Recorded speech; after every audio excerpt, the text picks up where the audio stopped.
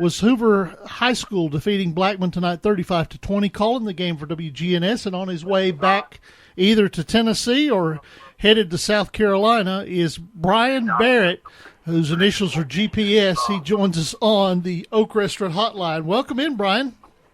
Hey, the GPS has got me going north, so I think I'm in good shape.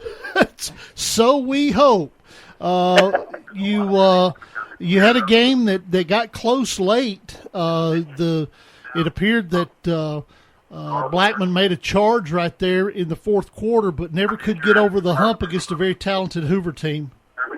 Yeah, they got down 14-0, and I really think the key in the game was Hoover driving late. If Blackman could have gotten the ball back and scored, it was, I think, third quarter, early fourth quarter.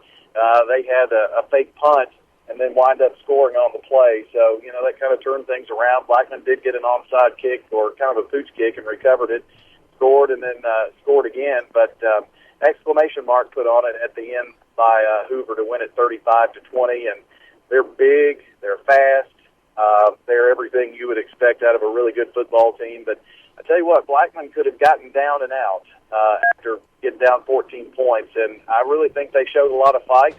I hope they come out of it healthy. That's the big key, because the second season starts next week, and they need everybody healthy and ready to go for this late season push. Speaking of that, I think I didn't get a chance to listen to your broadcast, but I did get to see a tweet about Jawan Jennings coming back into the game. Did he get dinged up and have to come out? He did come out for like one series. He had a long run and got hurt, jostled around a little bit. He also had Charlie Davidson go in and out. Taylor Dowdy came in for him on a couple of series. It was a very physical football game, and hopefully everybody really healthy going in. And I think Ronnie Killings is another player who went out and didn't come back in and was hit pretty hard. That may be a concussion thing, but I don't really know. But they did suffer a few injuries tonight. We're talking to Bryan Barrett. He is the play-by-play voice. Well, heck, he's just the voice of WGNS in Murfreesboro and one of our charter partners on the network. Bryan, you've been fortunate enough to kind of carry the flag for us, and you're going to have two, probably at least one, maybe two home games to choose from next week. Do you have any early leads on who you might cover next week, or are you going to wait to see who the opponents are? Is that where you're leaning?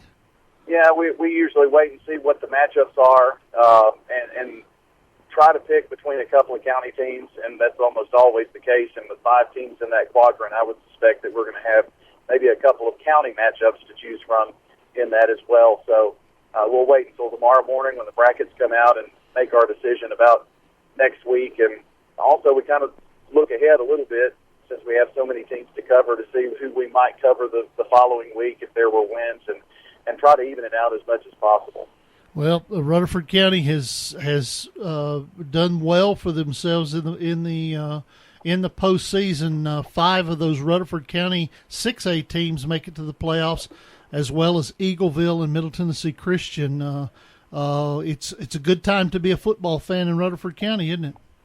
Yeah, it's really good.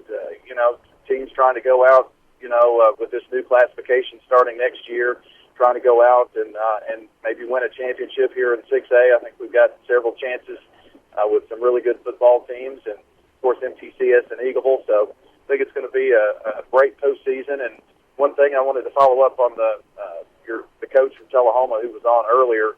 I would be surprised if there's a region game in week 0 next year. There may have to be some changes. It's so hard to find games, and I think that's the biggest thing that the Rutherford County teams look at. But maybe look for that to change up a little bit this next year. All righty.